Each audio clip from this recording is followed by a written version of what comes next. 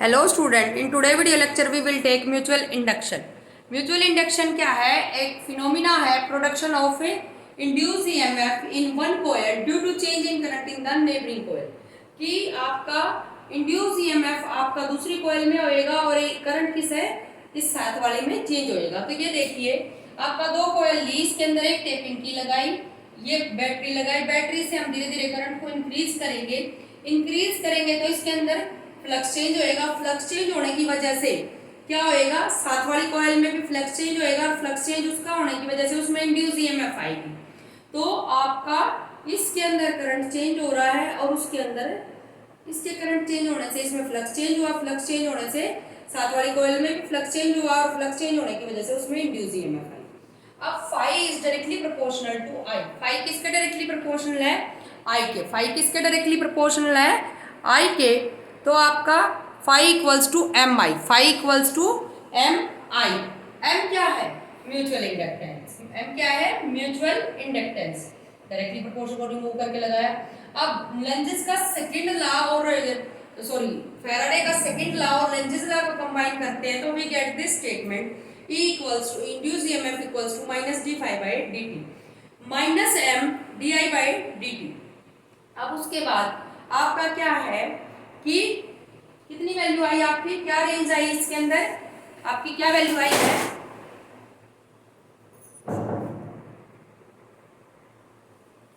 क्या आपका A phi equals to 1, A phi equals to 1, phi equals to M. I अगर 1 होगा तो फाई क्या हो जाएगा? Numerically equals to 1। यानी कि किसी कॉइल में अगर यूनिट वो करंट फ्लो कर रहा है तो फ्लक्स किसके इक्वल हो जाएगा? म्यूचुअल इंडक्टेंस के। अगला क्या है? If di by dt equals to 1, तो इस इक्वेशन से E equals to minus m। तो mutual induction of two coil में be defined as the induced EMF set up in one coil. Induced EMF होगी set in one coil due to किसकी वजह से? Changing unit current in the second coil.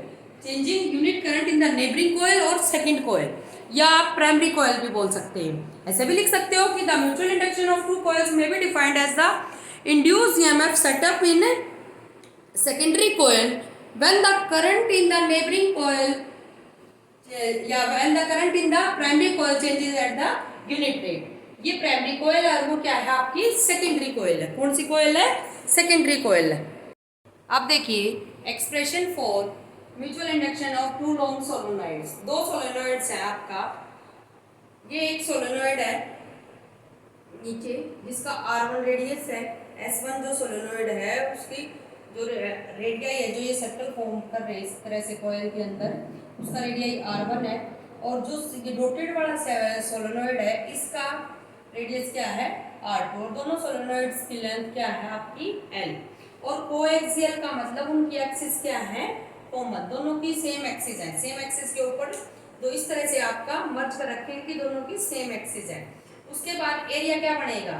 Pi R1 का square, पाई R1 का square. उसके बाद N1 N2 equals to number of turns in two solenoids. एक में N1 टर्न्स है तो दूसरे में क्या है? N1 और दूसरे में क्या है? N2। अब ये कॉन्सेप्ट ध्यान से समझने का है कि एक कॉइल के अंदर करंट पास करेंगे तो दूसरी कॉइल के अंदर बाई एम आई से आपका इंड्यूस ईएमएफ होगी। अब वो किसकी वजह से होगी वो देखिए। लेट कर हमने when we pass a time varying current, time varying current means कि करंट की वैल्यू चेंज हो रही है। चेंज होने की वजह से फ्लक्स चेंज होएगा और फ्लक्स चेंज होने की वजह से क्या होएगा? मैग्नेटिक फील्ड आएगा और जो मैग्नेटिक फील्ड की वैल्यू होगी वो क्या आएगी आपकी वो देखिए।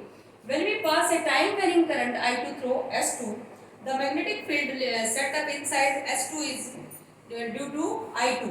I2 की वजह से, क्योंकि आपका क्या फील्ड का फार्मूला होता है? म्यू नॉट एन आई। ठीक है, और वो किसकी वजह से रहा? सेकंड कॉइल की वजह से। और इसमें I2 करंट फ्लो हुआ तो mu naught N2 number of turn second के अंदर और I2।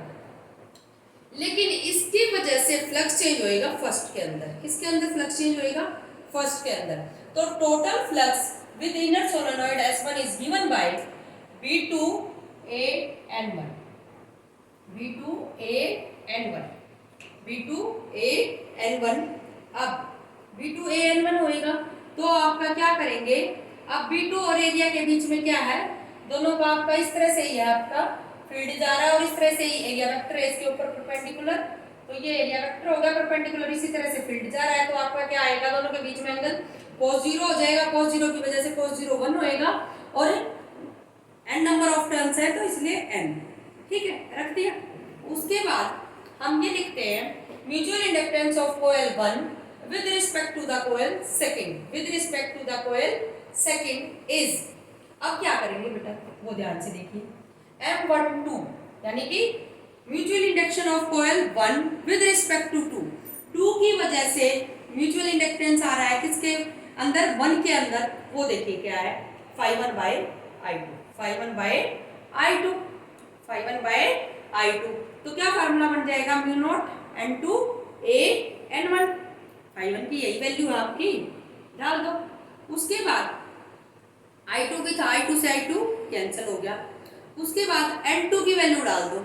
N2 क्या है, N2 है number of turns per unit length, number of turns per unit length होता सोलेनॉइड।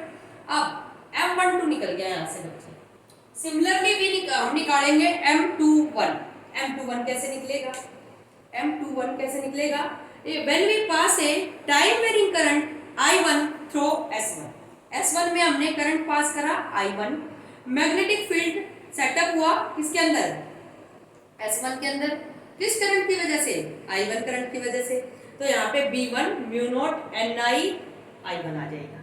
अब टोटल फ्लक्स क्या चेंज होएगा इनर आउटर सोलेनॉइड में, वो देखिए phi2 equals to B1 A N2, क्योंकि हम एरिया इसको क्या कंसीडर कर रहे हैं, जिस एरिया के अंदर चेंज हो रहा है वो एरिया क्या मानना हमने सेम। उसके बाद क्योंकि कोएक्सियली आपका एक दूसरे के ऊपर ये लाई कर रही है कोयल, तो B2 A N1 N2 आ जाएगा यहाँ पे, क्योंकि पहले वाले में तो B2 A N1 था, लेकिन अब किसकी वजह से, फर्स्ट वाले में करंट गया है, इसके अंदर जो मैग्नेटिक फील्ड होगा वो क्या हो जाएगा, B1 mu naught Ni I1, ठीक है, और फ्लक्स क्या हो जाएगा B1 A N2, ठीक है।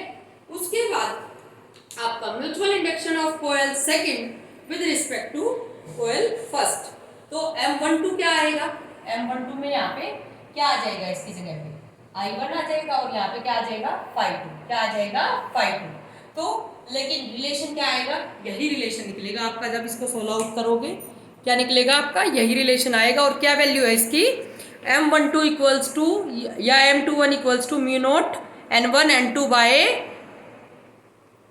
Mu not N1 N2 A by L। Mutual inductance of two coils is the property of their combination, property है आपकी कॉम्बिनेशन की, यानी कि M1 किसके इक्वल आया, M21 की, तो property of their combination, it does not matter which one of the function of primary coil and secondary coil works, and this is known as a theorem of reciprocity। या आपका M12 equals to M21 यानी कि mutual inductance of one coil with respect to second, या mutual inductance of second coil with respect to first is always equal, always equal, तो इसको बोलते हैं theorem of reciprocity। इसको क्या बोलते हैं, theorem of reciprocity। उसके बाद अब उसके बाद क्या है, किस किस के ऊपर ये डिपेंड करता है, सबसे पहले तो ये नंबर ऑफ टर्न्स के ऊपर डिपेंड करता है, एरिया के ऊपर, और इनवर्सली प्रोपोर्शनल किसके है, इनवर्सली प्रोपोर्शनल किसके है आपका, लेंथ के, किसके है, लेंथ के, किसकी, सोलेनॉइड की, किसकी, सोलेनॉइड की।